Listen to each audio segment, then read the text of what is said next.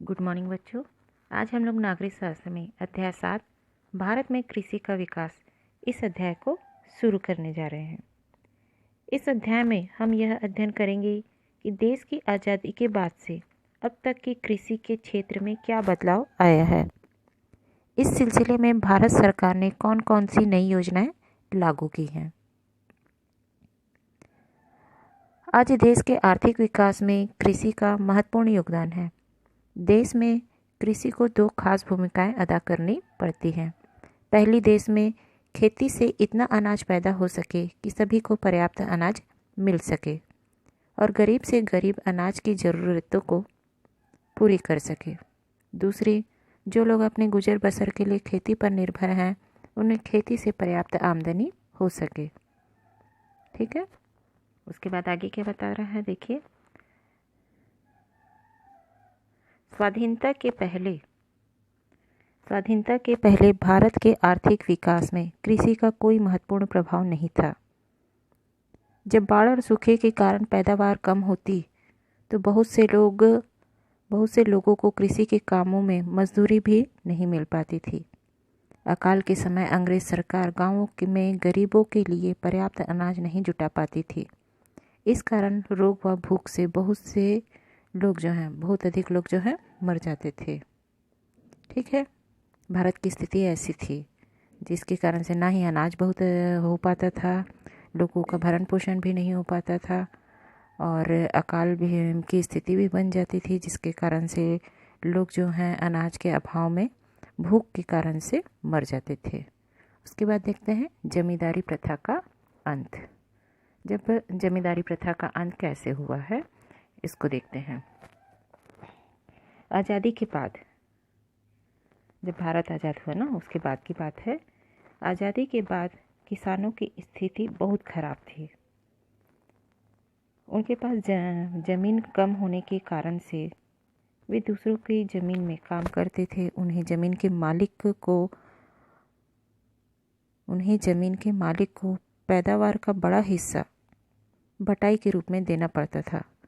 परिणाम स्वरूप किसान गरीबी में रहते थे और अपने परिवार की बुनियादी ज़रूरतों को भी पूरा नहीं कर पाते थे। जमींदारों के पास खेती योग्य ज़मीन का आधे से ज़्यादा हिस्सा था। इनके पास ज़मीन का आधे से ज़्यादा हिस्सा था। ग्रामीण क्षेत्रों में वे बहुत ताकतवर होते थे क्योंकि वे किसानों से लगान वसूल करते थे। बहुत से जमींदार किसानों पर अत्याचार किया करते थे। इसलिए आज़ादी के तुरंत बाद भारत की नई सरकार ने इस जमींदारी प्रथा को समाप्त कर दिया। ठीक है, जमींदारी प्रथा को समाप्त कर दिया। इससे पहले देखिए कि मतलब किसानों पर कितने अत्याचार किए जाते थे और जिसके कारण से उनकी स्थिति लगातार ख़राब होती जा रही थी। अब जमींदार किसानों से लगान इकट्ठा नहीं कर सकते। सरकार ने ज़मीन का लगान बहुत कम कर दिया और लगान वसूल करने के लिए उसने अपने कर्मचारी तैनात किए। इस प्रकार अब किसानों को लगान ना दे सकने की स्थिति में जमींदार के हाथों परेशान नहीं होना पड़ता था। धीरे धीरे किसानों ने जमींदारों की बेगार करने से भी मना कर दिया। बेगार यानी कि जमींदार के पास में किसान बिना मजदूरी लिए जो काम करते थे, बिना मजदूरी के काम करते थे। अपना जो भी कर्ज लिए रहते थे उसको चुकाने के लिए वे बिना मजदूरी के जमींदारों को खेतों में या उनके घरों में जो काम करते थे उसी को ही बेगार कहते हैं।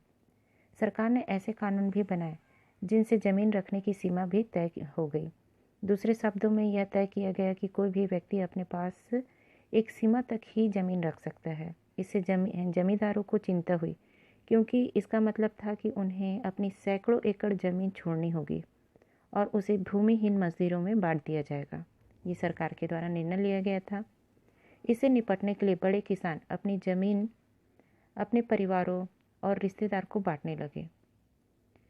जमींदारों ने यह दिखाया कि ज़मीन कई लोगों के पास है, जबकि वास्तव में पूरी ज़मीन उनके कब्जे में ही थी और वे पहले की तरह ही उससे कमाई करते रहे।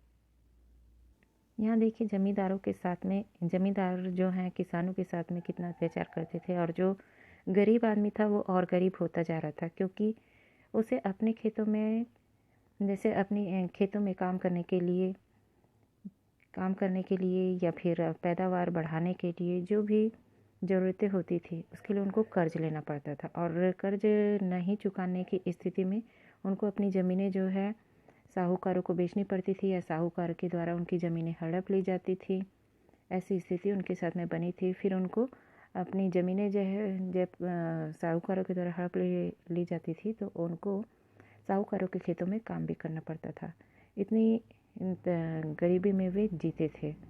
उसके बाद आगे देखिए, सिंचाई और बांध बनाने में बढ़ोतरी। जब ऐसी स्थिति बनी तो सरकार ने तो सुधार करने की बहुत कोशिश की, लेकिन उसके बाद में सिंचाई और बांध बनाने में जब बढ़ोतरी हुई तो इसका क्या प्रभाव पड़ा था, इसे देखते हैं। सन 1950 से 1966 के बीच भारत सरकार ने सिंचाई और बिजली परियोजनाओं में बहुत धन लगाया। ऐसी उम्मीद की गई थी कि इन योजनाओं से खेती की पैदावार बढ़ेगी और अनाज की कमी की समस्या हल हो जाएगी। सिंचाई और बिजली की पैदावार बढ़ाने के लिए भाखड़ा नांगल पंजाब, दामोदर घाटी पश्चिम बंगाल, हीराकुंड ओडिशा, नागार्जुन सागर आंध्र प्रदेश, गांधी सागर मध्य प्रदेश, पंडित रविशंकर शुक्ल जलाशय छत्तीसगढ़ इत्यादि बांध बनाए गए। इससे सिंचाई वाली ज़मीन में बढ़ोतरी हुई और फसलों की पैदावार भी बढ़ी। इसके साथ साथ खेती की जाने वाली कुल ज़मीन में बढ़ोतरी हो रही थी। इसका मुख्य कारण था गांव के आसपास के जंगल व चारागाह की ज़मीन पर खेती नहीं होने लगी। इस समय खेती का उत्पादन बढ़ाने के लिए खेती का रकबा बढ़ रहा था एवं सिंचित भूमि में बढ़ोतरी हो रही थी। यहाँ पर रेखा चित्र के माध्यम से आप इन बातों को आसानी से समझ सकते हैं। इस रेखा चित्र में देखिए, भारत में कुल कृषि भूमि लाख एकड़ में, और दूसरे रेखा चित्र में देखिए भारत में कुल सिंचित भूमि लाख एकड़ में।